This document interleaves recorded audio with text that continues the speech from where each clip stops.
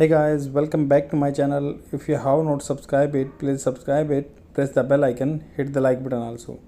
Friends, जैसा कि आपको पता है कि मैं द हिंदू न्यूज़पेपर से एक एडिटोरियल लेके आता हूँ, एक आर्टिकल लेके आता हूँ ताकि आप लोग अपने इंग्लिश कन्वर्सेशन को इम्प्रूव कर सकें और ये कम्पिटिटिव एग्जाम स्किल्स के लिए भी बहुत ही इंपॉर्टेंट है। तो 2 दिन से एक आर्टिकल फ्लोट कर रहा है अपने न्यूज़पेपर में और न्यूज़ चैनल में कि जो इंडियंस हैं वो स्टक हो गए हैं सूडान में, वहाँ पे एक कॉन्फ्लिक्ट चला हुआ है। तो Indian stuck in the Sudan से no power food supply in hotels they are staying, जिसमें वो हैं कुछ फूड नहीं है, पावर सप्लाई नहीं है, कुछ ऐसे ऐसे प्रॉब्लम फेस कर रहे हैं। तो ये हमारे लिए कहाँ पे इम्पोर्टेंट है, तो उसके बारे में डिस्कस करेंगे। तो सूडान क्राइसिस, सूडान में क्या क्राइसिस फैला हुआ है, कंटेक्स्ट किसके संदर्भ में बात करेंगे। फियर्स होता है बहुत कड़े, फाइटिंग ब्रोक आउट, बहुत भयानक fighting broke out between Sudan army and it's parliamentary forces in Khartoum. तो खार्तूम जंग है जो वहाँ पे सूडान में, वहाँ पे जो पैरामिलिट्री फोर्सेस है और उसके बीच में और सूडान आर्मी के बीच में कॉन्फ्लिक्ट हो चुका है।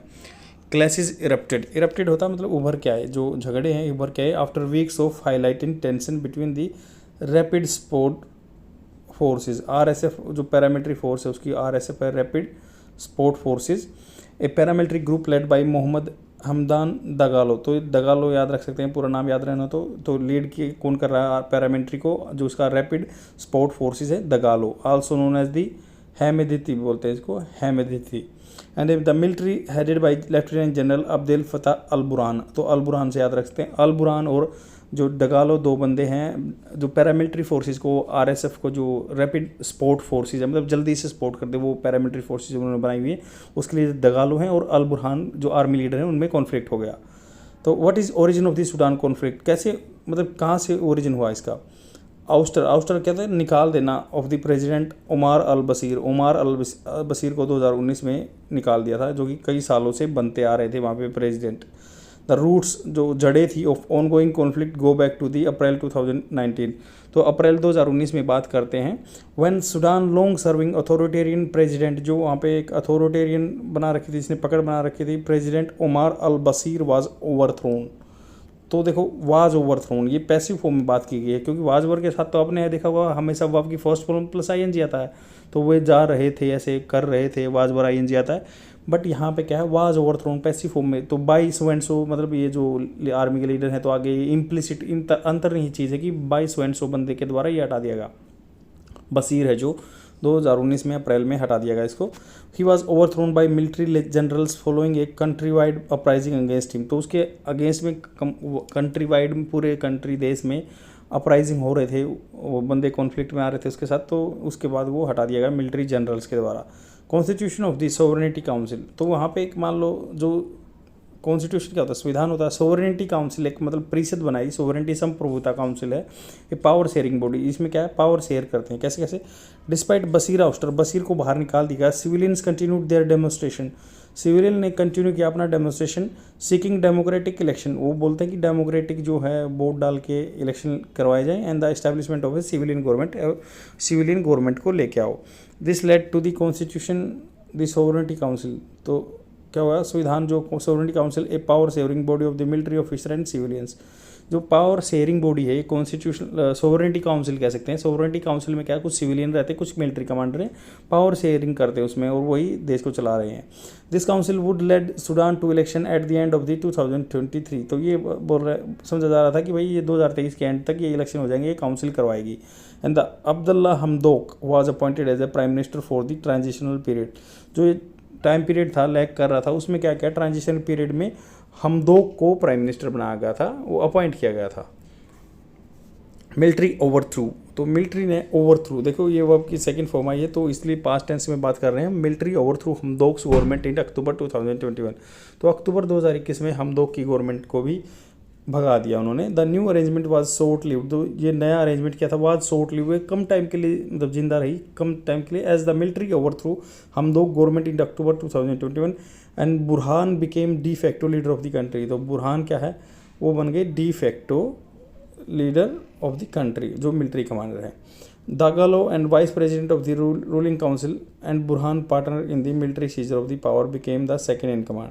तो जो डगालो आरएसएफ जो पैरामिलिट्री फोर्सेस के थे वो वाइस प्रेसिडेंट बन गए, और वो दोनों संभालने लगे। वो सेकंड बन गए कमांड में। Burhan announce that the military would hold power until election are held in July 23। मतलब जुलाई में जब तक पावर में नहीं आएंगे, तो बुरहान बोले, जो आर्मी कमांडर थे लेफ्टिनेंट जनरल बुरहान, तो ये बोले कि हम कमांड करेंगे तब तक। Tussle between army and RSF के, पैरामिलिट्री और आर्मी के बीच में क्या कॉन्फ्लिक्ट है, टसल है, झगड़ा है। शून आफ्टर 2021 कूप मतलब क्या होता है, जो तख्ता पलट दिया गया था मिलिट्री कमांडर्स के द्वारा ऑफ द गवर्नमेंट, और जो वसीर की गवर्नमेंट थी ना वो। Relation between the military and the RSF deteriorated मतलब वेनिस, खराब हो गए, बिल्कुल ख़राब हो गए। तो 2021 के बाद जो कूप हुआ उसमें क्या हुआ, इनके रिलेशन ख़राब हो गए। आरएसएफ वाज फॉर्म्ड इन 2013, ये 2013 में बनाई गई थी RSF, and has been accused, देखो ये हैज़ बीन रह चुकी है, ये हैज़ बीन अक्यूज, तो ये रह चुकी है ऑफ ह्यूमन राइट्स अब्यूजेस, तो ये ह्यूमन राइट वायलेशन करते हैं इस चीज़ की, ये मतलब दोषी रह चुकी है।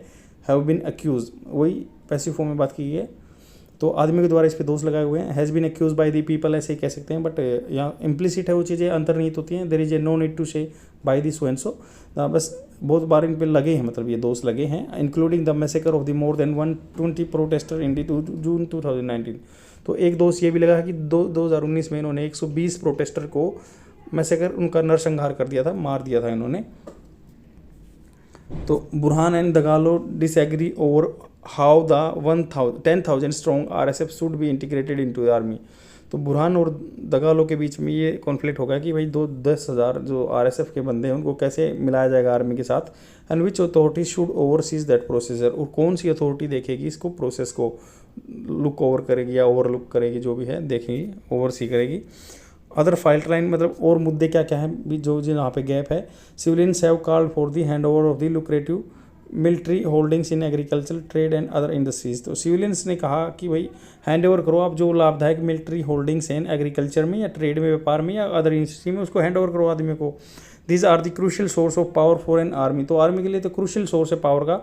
And that has open outsource military action to the regional militias, that has open, जो हमेशा क्या करते हैं, आउटसोर्स करते हैं, बाहर भेजते हैं military action to the regional militia, regional जो आतंकवादी हैं उनके लिए। Another point of contention is that pursuit of the, pursuit क्या था, पीछा करना, justice over the allegation of war crimes by the military and its allies in the conflict in Darfur in from 2003। तो दूसरा क्या कंटेंशन, विवाद का point है कि जो इसका प्रयत्न करते हैं, जो जस्टिस ओवर द एलिगेशन, उनके ऊपर एलिगेशन लगा ऑफ वार क्राइम, जो लड़ाई के क्राइम करने पे by the military and its allies in the conflict in the Darfur from 2003, तो 2003 से इनके ऊपर जो दोष लगे हुए हैं कि भाई इन्होंने गलत काम किए हैं। The International Court of Justice, Netherland में इसका हेडक्वार्टर होता है, is seeking trials for Bashir and other Sudanese suspect, तो उनका ट्रायल हो रहा है बशीर के लिए या अदर सुडानी सस्पेक्ट्स के लिए। फेरोसियस बैटल ब्रोक आउट, बहुत भयानक बैटल क्या है चली, कैसे चली। Later RSF was redeployed around the country, RSF को डिप्लॉय कर दिया around the country, which army saw as a provocation and threat, इसको देखा गया कि भाई आर्मी ने देखा कि ये तो गड़बड़ है और ये अटैक कर सकते हैं आप पे, इसलिए उसने प्रोवोकेशन, एक भड़काऊ चीज़ को माना। With both sides on edge and the ferocious battle broke out recently, ऐसे ही उन दोनों के बीच में आरएसएफ और आर्मी के बीच में कॉन्फ्लिक्ट हुआ। इम्पैक्ट ऑफ द क्राइसिस, तो इम्पैक्ट क्या पढ़ सकते हैं ऑन सुडान, सुडान पे क्या पढ़ सकते हैं।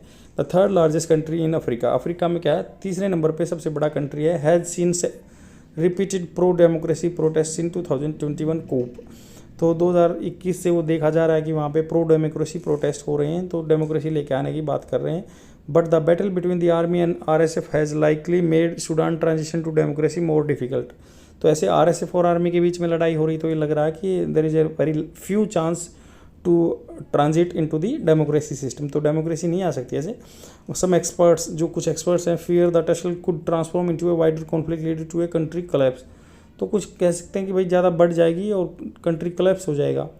Sudan economy is struggling, Sudan की इकोनॉमी क्या स्ट्रगल कर रही है, बाटर्ड बाय द हाइपर इन्फ्लेशन, तो ये बिगड़ रही है, महंगाई बढ़ रही है वहाँ पे, and crippled by massive foreign डेप्ट, उसके ऊपर दूसरों के देशों का कर्जा भी बढ़ रहा है। इम्पैक्ट ऑन इंडिया, इंडिया पे क्या इम्पैक्ट पड़ेगा। Over the years India has developed close ties with Sudan, कई मतलब बहुत टाइम की बात करें तो हमारे अच्छे रिलेशन रहे सुडान के साथ। In recent year warmed up the government of the South Sudan as well, तो उस साउथ सुडान की गवर्नमेंट के साथ अच्छे relation warmed up to the, तो ये साउथ सुडान की गवर्नमेंट के साथ भी अच्छे रिलेशन रहे। India election commission had help organise Sudan first general election 1950, वहाँ पे पहले जनरल इलेक्शन 1950 में इंडिया के इलेक्शन कमीशन ने ही हेल्प की थी।